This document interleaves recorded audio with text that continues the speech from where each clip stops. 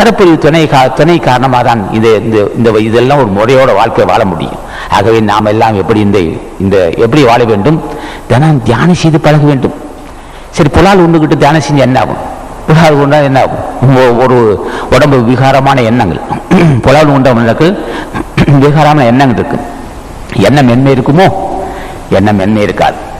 எண்ணம் தூய்மை இருக்கணும்னா இயற்கை உணவு, இயல்பான உணவு, இயற்கை உணவு சாப்பிட்டு உடல் ஆரோக்கியம் வைத்துக் கொள்ளணும். புலால் உணவு சாப்பிட்டா ஒரு உயிரை கொண்டு சாப்பிட மக்களுக்கு நிச்சயமாக மனம் மென்மை இருக்காது, மனசு மென்மை இருக்காது, உடல் ஆரோக்கியம் கெட்டு உடல் ஆரோக்கியத்துக்கு பதில் தோன்றுமே தவிர நிச்சயமாக அது பின்னாடி கெடுதான் வரும். ஆகவே ஆசானை கேட்க வேண்டும், நான் சுத்த செய்வனாக வேண்டும், நான் சைவத்தை கடைபிடிக்க வேண்டும், புலால் உண்ணுன்ற பழக்கத்தை விடுபட வேண்டும்.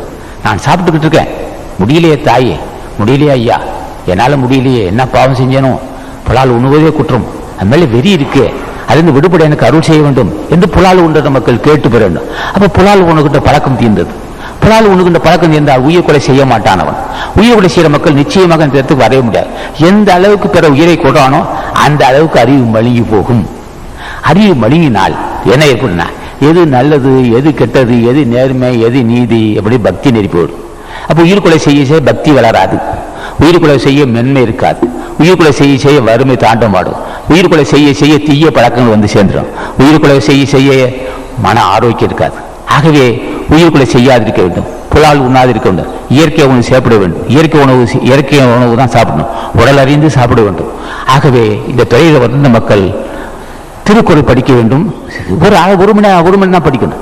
டிவி பார்க்கலாம், சினிமா பார்க்கலாம், உலகத்தோடு இருக்கலாம், எல்லாம் செய்துக்கலாம். ஆனால் உடம்பு இயல்பு அறிந்த வாழ்க்கையாக இருக்கணும். ஆகவே உலகத்தோடு இருந்து வாழ்க்கையை நடத்தி செம்மையாக நடத்துகின்ற மக்கள் தான் துறைக்கு வர வேண்டும். இல்லைன்றால் வாழ்க்கை வீணா போகும். ஆகவே ஜென்மத்தை கடைத்திட்டு இருந்த மக்கள் பிறரை இகழாது வாழ வேண்டும்.